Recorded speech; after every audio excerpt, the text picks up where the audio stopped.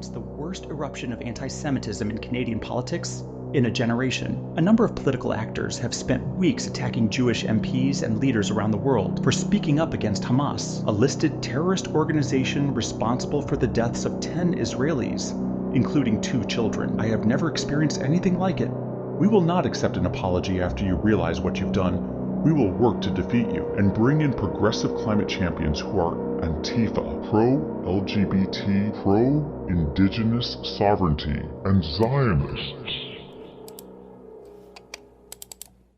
Those were the words of Noah Zatzman, senior advisor to then Green Party leader Annamie Paul, in May of 2021.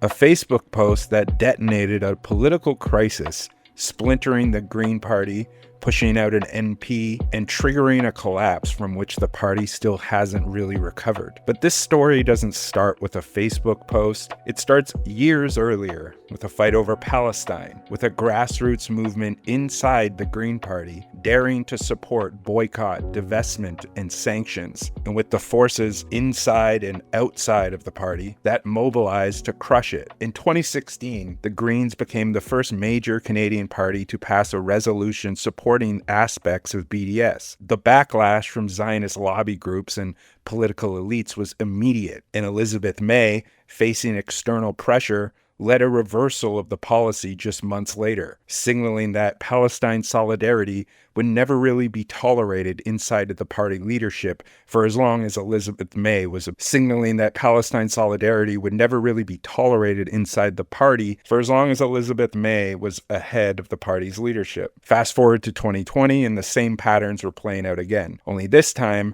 around a leadership race. Dimitri Lascaris, a human rights lawyer and longtime advocate for Palestinian liberation, came within inches of winning the Green Party leadership. But a campaign of smears, backroom maneuvering, and establishment interference blocked his path. Instead, the leadership passed to Annamie Paul, whose politics were firmly aligned with centrist NGO liberalism and a silent deference to Israel apartheid. Zatzman's Facebook post wasn't an aberration. It was a symptom of a deeper rot, the weaponization of anti-Semitism, accusations to silence any challenge to imperialism, colonialism, and injustice inside a party that claimed to stand for human rights. Today, to understand what really happened and why it still matters, I spoke with Yves Engler. If you're not familiar with Yves, he is a Montreal-based writer and activist, and one of the first and only public voices to defend Dimitri Lascaris and to expose the Zionist interference inside the Green Party, and to call out what most Canadian media refuse to even acknowledge. We're going to break down how the Zionist lobby helped sabotage the Green Party from within, how the suppression of Palestine solidarity gutted the Greens' moral credibility, and whether there's any future for eco-socialists and anti-imperialists inside the party, or whether that ship has already sailed. This is my conversation with Yves Engler. All right, Yves Engler, thanks for talking to me today. I was hoping to speak with you on this issue since you were kind of like the first person, and for a while, really one of the only public voices to defend Dimitri and to expose what was really going on inside the Green Party. And the Zionist smears against a number of people within and outside of the party. And so just to start, in the most general way, who exactly were like the major players involved in what happened here and like the blocking off of Dimitri's path to leadership from both inside and outside the Green Party? Well, I think that I think Elizabeth May was a central player in trying to stop Dimitri from leading the party, and there was many facets to that. Obviously, she expelled him as the critic from her shadow cabinet. That was a major step. And the context, of course, is that he promoted a partial boycott, divestment, sanctions resolution at the 2016 Green Party convention that passed. Members passed it in the lead up on the online vote. It passed at the convention in person, and then it passed in the follow-up ratification vote. And Elizabeth May, in response to that, organized an entire special general meeting of the Green Party about 6 or 7 months later that year, to try to just overturn this one resolution, which again, if you actually read the initial resolution, it was pretty sort of milquetoast, really, in terms of it wasn't a full, like, sanction Israel. It was partial in its support for the BDS resolution, for BDS movement, and so yeah, it was Dimitri then organized, I think, I don't know exact number, but 25 sort of town halls across the country in the lead up to this special meeting that Elizabeth May had forced to try to rescind the members' vote, and that was, I think that was unexpected. He out organized Elizabeth, and we did a public letter just before the thing where we got, I forget exactly who signed it, but I think Chomsky and Naomi Klein and maybe Roger Waters and people like that signed a public letter calling on Green Party members to maintain the vote and stuff like that. So there was a certain amount of organizing that took place that made it very uncomfortable for Elizabeth May, and then she basically agreed to what was ultimately, in its wording, a stronger resolution. She knew she was going to lose, basically, at the special general meeting that she had called and spent like hundreds of thousands of dollars on organizing. And so she agreed to this sort of stronger language, but it somewhat dropped the BDS formulation. And then she, because she had the megaphone, she then acted like, after it passed at the convention, the special meeting that she organized, that she acted like they had actually rescinded the BDS resolution, which was not true whatsoever. Anyways, that was all kind of the heart of this big battle between the faction of the Green Party, obviously Elizabeth May being the principal player, that viewed, was really worried about the Israel lobby, worried about being labeled anti-Semitic and stuff like that. And the majority of members, and certainly the vast majority of, I think, active members, and then they in the when Dimitri actually tried to run for the leadership of the party, they excluded his candidacy initially, and then they went back on that, and then kind of on the eve of the vote, there was this real hit piece in Global that Elizabeth and her candidate she was backing, joined in on, and Elizabeth gonna tip the scales throughout the leadership campaign.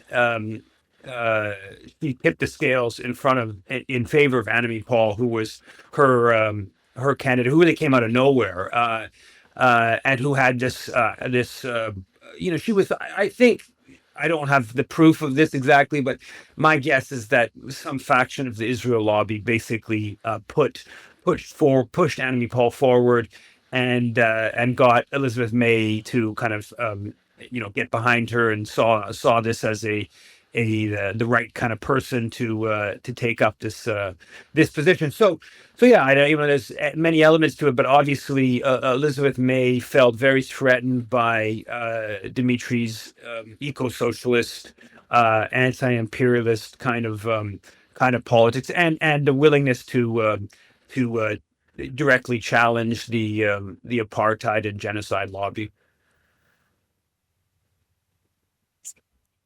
Yeah, and so wasn't also Annamie Paul, I believe, like a Liberal Party of Canada staffer before she came involved in the Green Party? I could be wrong about that, but I think that might have been where she came from, because I think what you're saying about, like, the Zionist lobby having some like push in her getting into that position, I think that's also combined, with like the Liberals trying to kind of like co-opt the Green Party at the same time. Yeah, I don't know. I don't remember her specific position with the Liberal Party. I know she had no clear association or no sort of like history of activism or even I think membership of in the Green Party. Um, how I remember, and this is a little bit, I did write about this at the time, 3 4 years ago. But this I'm a little bit, a little bit dated on this, but so I'm not sure my memory is absolutely correct on this. But she was part of this sort of international NGO kind of world of this Canadian U.S. government funded sort of liberalish quote unquote human rights, international law kind of NGO milieu, and she was working outside of the country in that kind of sector. Um, she was quite clear. I mean, she did a very odd. I guess she was she converted to Judaism, and she did a very odd kind of thing right off the get go of kind of framing this like there was like hate towards her, and I don't think anyone even knew that she was Jewish. I mean, she's a black woman, and if there was hate or racism directed at her, I just, like I think everyone could see that she was a black woman. So, and basically no one knew that she was Jewish. So, it doesn't really sort of add up that there was like sort of anti-Jewish kind of, I don't know, animosity towards her. I mean, later on that became, part of the whole narrative, but initially, and she really kind of foregrounded that. It was all kind of odd. And it all kind of felt to me, and again, I don't have like a sort of proof of how this played out in the back rooms, but it seemed that this was what was going on, and I think it's important to note that when the Green Party passed the partial BDS resolution in 2016, it was the first North American party with any representation in Parliament or the U.S. Senate or the Congress that had done so. So it was not just a small thing. And if you look at what the Israel lobby did in the lead up and then the aftermath of the 2016 convention, I mean, they devoted quite significant attention. There was actually two resolutions that were brought to the convention, one on the Jewish National Fund. And that was actually the one they made more of a big kerfuffle about. And they had like the head of the JNF Canada had an op-ed in the National Post, I believe, and there was multiple stories in the Canadian Jewish News. And and this is before the convention. This is multiple days before the convention. They even claimed that like the convention was like the resolution was being the discussion was being held on Shabbat as a way to like disenfranchise Jews. So it was like a Saturday Sunday convention. It was like, are you kidding me? Like, it was like really they did a whole kind of campaign, and so this was the idea that the successor to Elizabeth May wouldn't have been on the radar of the pro-Israel lobby groups, to me, just would make no sense whatsoever. They obviously had substantive interest in what was happening on within the Green Party, obviously specific about Palestine. And so when the leadership of the party opened up, that I mean, there's no chance that there weren't discussions behind the scenes within CIJA, B'nai B'rith, and others to say like, okay, this who's going to be the next leader of the Green Party? We're concerned about this Dimitri Lascaris that's floating around in this world, and let's try to work with Elizabeth May to find somebody who might, there's no chance that discussion happened. I don't know that they went to the next step of like actually finding a candidate and introducing her to. They don't know any of that happened. I have no proof of that whatsoever. But the broader thing, there's no doubt that there was those discussions were happening. And then, of course, what then transpires kind of later on, where the Annamie poll,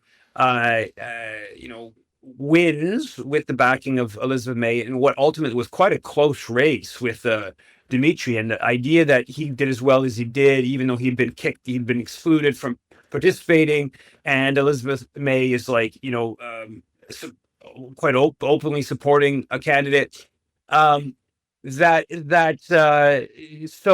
then there was she then hires this like just totally wild Zionist Noah Zatzman to be her kind of I forget it was main flack or what the exact title of this position was, but a important kind of organizer. And then the whole thing just completely broke down in May of 2021 when Israel unleashed one of its many assaults against Gaza, and there was quite a bit of protests against that, and Zatzman's just like raging Jewish supremacy just kind of like flowed out to like attacking all kinds of Green Party activists, attacking Green Party leaders. I mean, he called the tweet that Paul Manley put out anti-Semitic, and then that was one of the Green Party MPs out in Nanaimo, and that tweet was actually written by a Jewish Israeli who was Paul Manley's chief of staff, and who just didn't agree with Zionist slaughter, and so Zatzman just it just kind of completely. I mean, he basically blew up the whole party, and you had Jenna Atwin leave the party, leave to the Liberals because Zatzman was attacking her, and then it all just blew up in the face of Elizabeth May. And ultimately, Annamie Paul was pushed out. But yeah, so who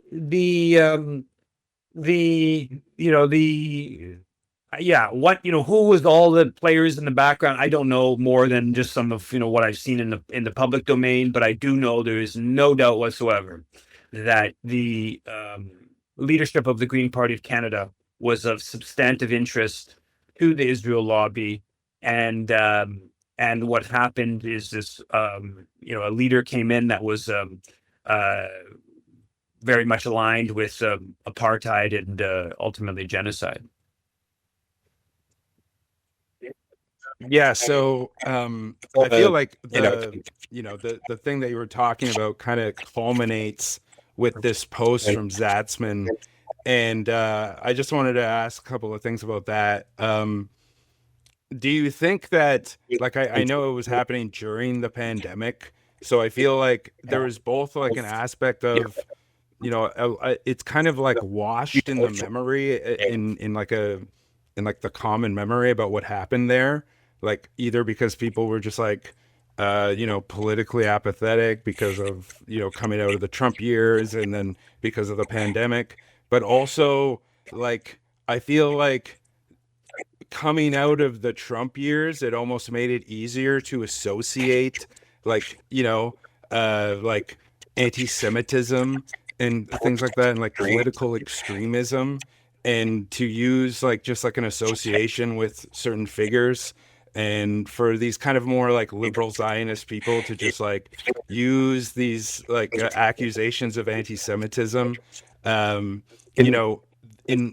in that moment, and like that moment in 2021, like what do you think the impact of that was, just in like the timing of it, and how a lot of I even remember that there was a couple of like candidates that left because of the controversy, because they were pro-Palestine during the bombardment that happened in that time. What do you think like the overall impact of like that moment was, and like has there been like, was there really any reckoning of what happened there since then? There hasn't really been a reckoning, and I think that the reason there hasn't been a reckoning is because Elizabeth May, had played an important role in all this indirectly. I mean, directly in the sense that she got Annamie Paul into that position. There is no way Annamie Paul becomes leader of the party without Elizabeth May's support. Then ultimately, Annamie Paul clearly spirals, becomes a disaster for Elizabeth May, and real embarrassment for her. So that the reckoning hasn't really transpired. Now, there's some interesting elements in how the kind of racism politics of this played out. Like there was lots of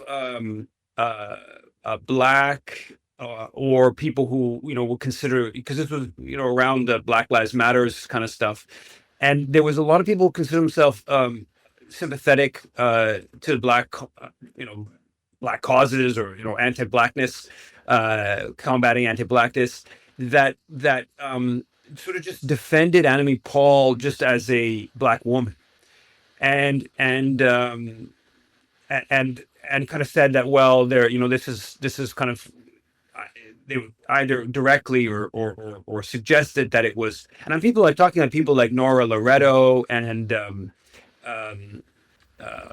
Sandy Hudson, and this was just sort of like, I don't know, tied into anti-blackness. And I don't dispute or doubt that there would have been some element of how Annamie Paul was treated that would have been tinged with anti-black racism. I don't think that's it would make sense that was the case. Now, how you would tease that out in some of the stuff is a bit difficult to figure out. But the other part of what I found striking about it is that, so there was this whole kind of thing about like racism, but as I wrote about this in 2021, that this was like the biggest, some of the biggest, largely racialized protests in Canadian history, because there was big demonstrations in 2021, and they were mostly obviously Arab and Muslim Canadians, that, or an exact number, mostly half of each demonstration, of course, was different, but significantly so. And so there was a lot of all this talk about racism and sort of like and this, but that element of how there was these huge protests, and that Noah Zatzman was besmirching these sort of people of color protests, that was kind of left out of the mix.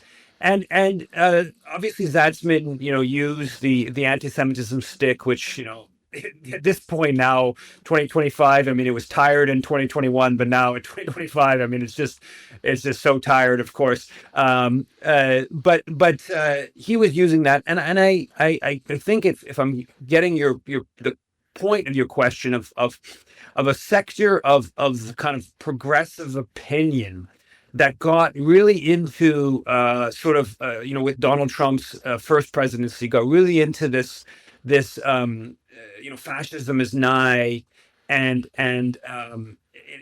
to a certain extent kind of foregrounded anti-Semitism in that kind of worry or that kind of concern. I don't know exactly how that impacted the Green Party, Annamie Paul, Noah Zatzman kind of dynamic and blow up, but I hear the point that I think it probably did somewhat impact it. You have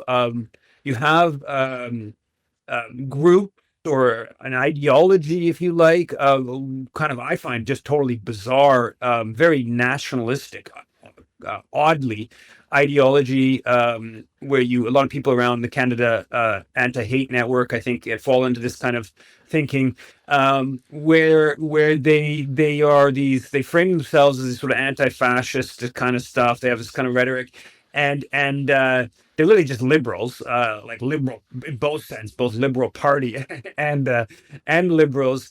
And they frame themselves as obviously anti-racist, but they and anti-Semitism is a really big part of how they kind of package their stuff, but they are effectively aligned with genocidal Jewish supremacy in this form of Israeli state and Zionism, and that the politics are also hyper, I would call them, would never say this, but they're hyper nationalistic. They're really centered on Canada and the US, and racism, Canadian racism, through something like the core group in Haiti, which is like really flagrant white supremacy in a very flagrant anti-blackness, the core group being these foreign ambassadors that dominate Haiti. These questions are just completely not part of this sort of rhetoric, this sort of kind of anti-racist rhetoric that has generally given a pass to Zionism, certainly given a pass to Canadian imperialism.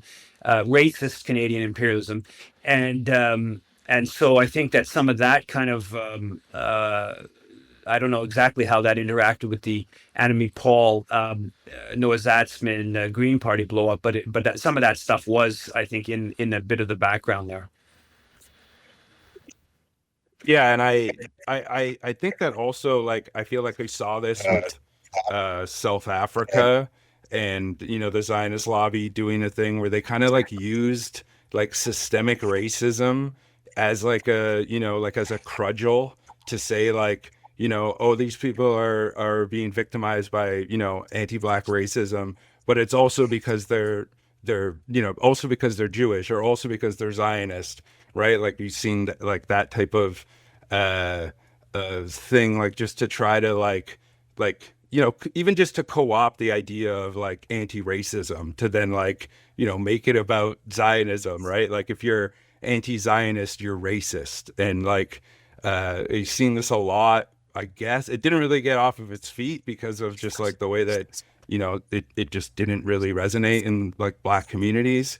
But you've seen it like, you know, in the Trump years where that just like trying to equate, you know, racism with also anti-Zionism.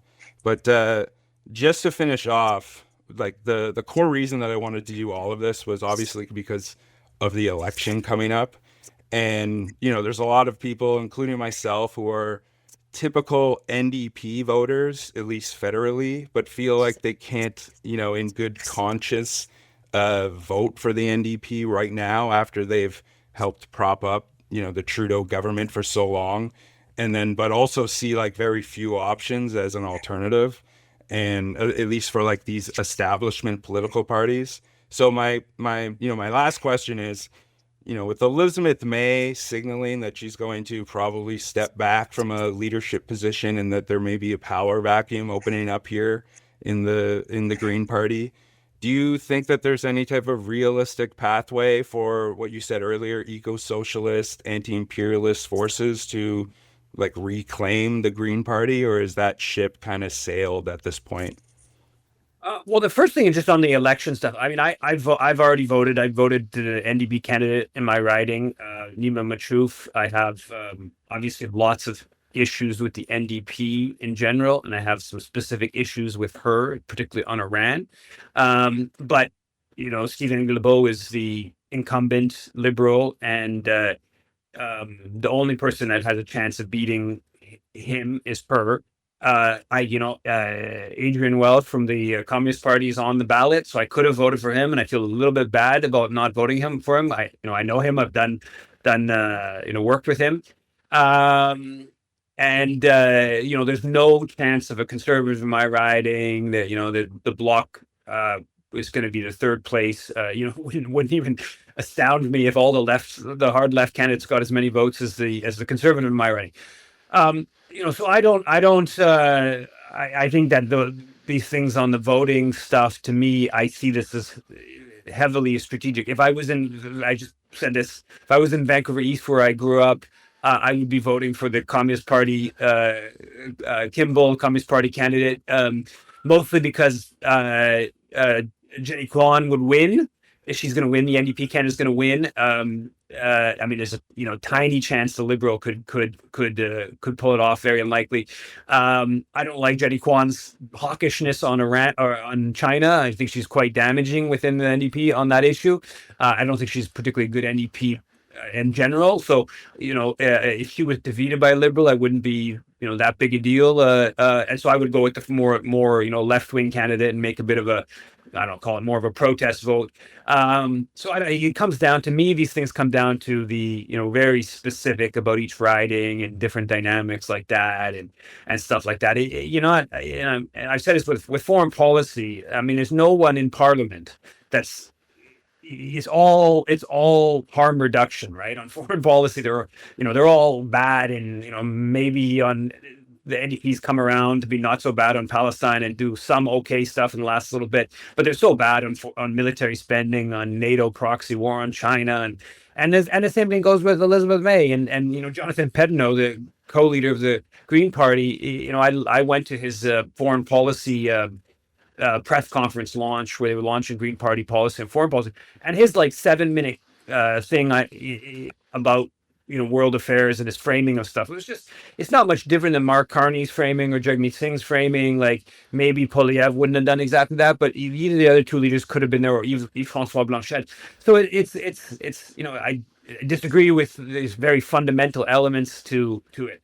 Now, so the second part of the question of I kind of lost my train of thought here about the Green Party. Oh yeah, the eco-filters.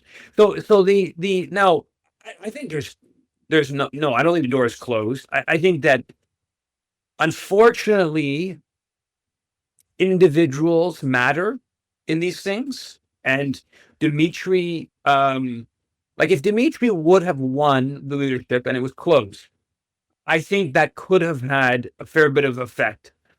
I don't, in terms of a rallying together of eco-socialist, anti-imperialist forces within Canada to the Green Party, and these forces right now are kind of very disparate. There's not really involved in any kind of party politics because all the parties are not very good on this.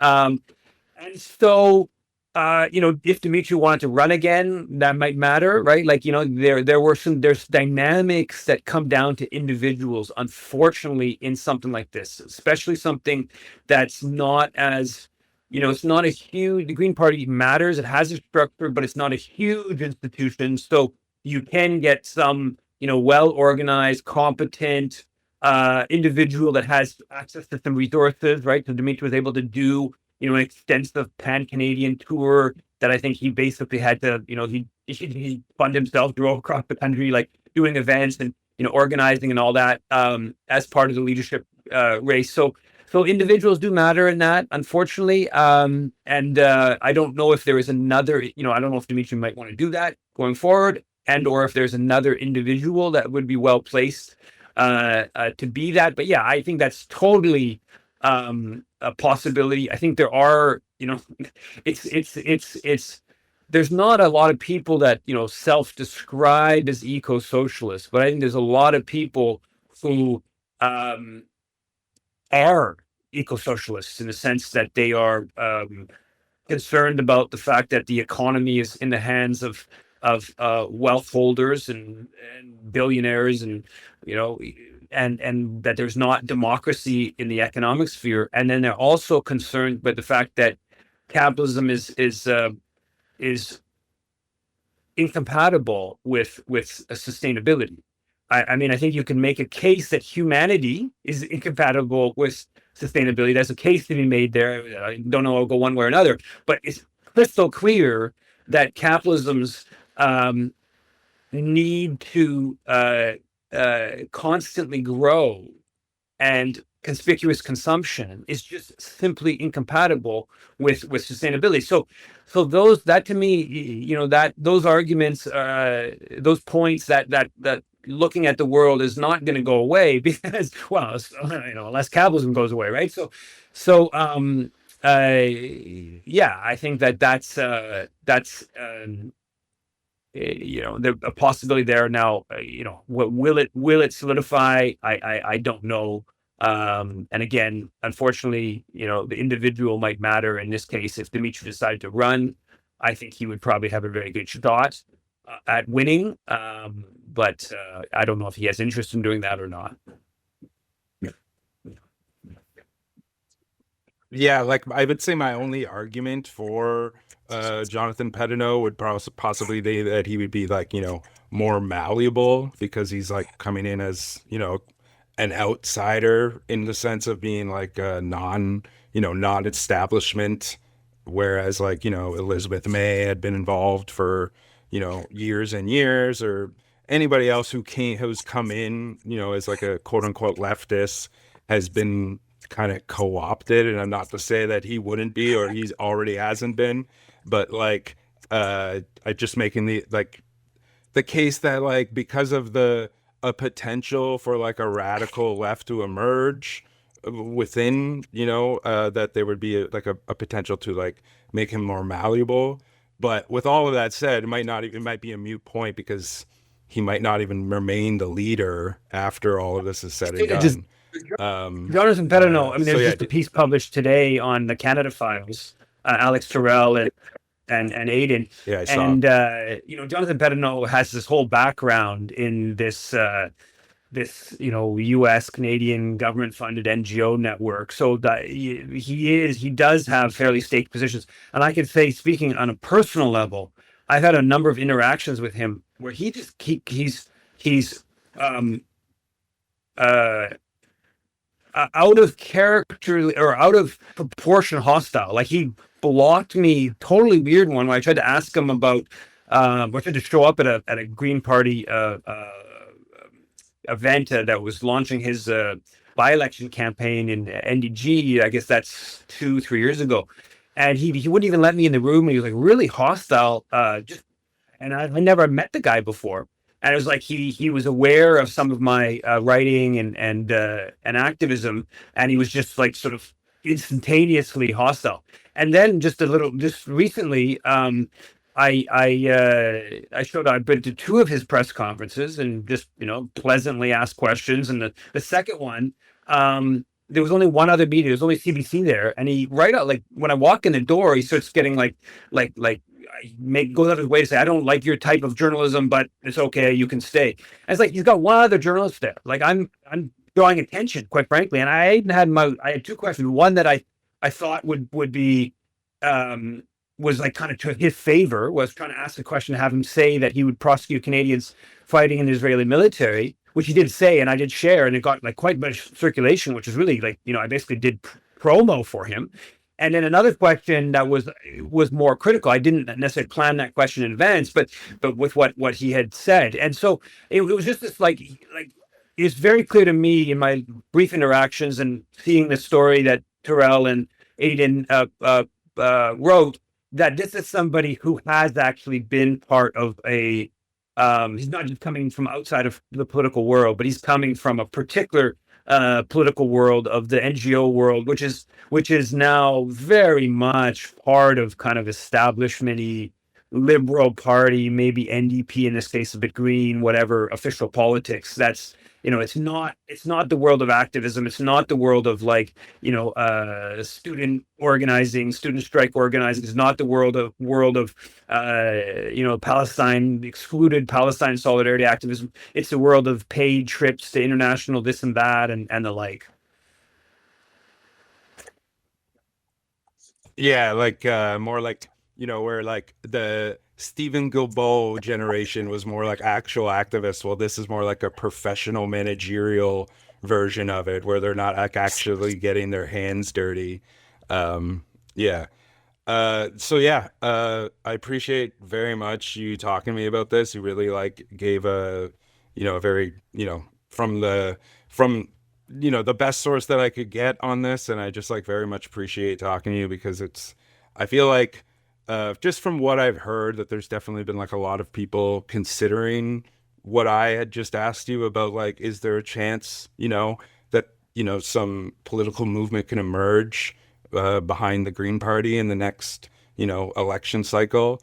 And I feel like a good answer is like a lot of what you said, that like right now, probably to really like voice that is to back the NDP in the ridings that they have the best chance to win, or otherwise vote for the party that is closest to your political affinity. And for most of the people listening to this would be like the Communist Party, etc. So yeah, I appreciate your insight on that. Awesome. Take care. So that was the saga of the Green Party laid out in as plain of terms as possible. This wasn't a crisis that the Green Party stumbled into. It was pushed by fear and cowardice and by an establishment that will tolerate anything except real solidarity with Palestine. And today, on Election Day in 2025, the Green Party is still hollow, but it stands at a crossroads. Though the choices are very limited, it's still worth pointing out that there is something there, but without a serious break from the politics of appeasement, from this NGO logic, imperial deference, and Zionist gatekeeping, there is no path to relevance for the Green Party. For those who are looking for alternatives, eco-socialist, anti-imperialist, internationalist alternatives, we have to remember that politics in Canada are really just a vehicle. Vehicles that, if they don't move us towards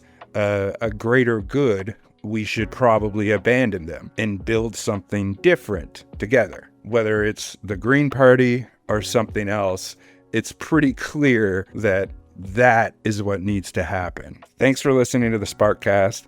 I really want to thank Yves Engler. I know he has a million better things to do than talk to me about something like this, but I very much thank him. You'll find all of his links to his work in the show notes. If you found this episode valuable, please share it. And most importantly, stay critical. Solidarity. Talk to you later. Canada is a major oil and gas producing country.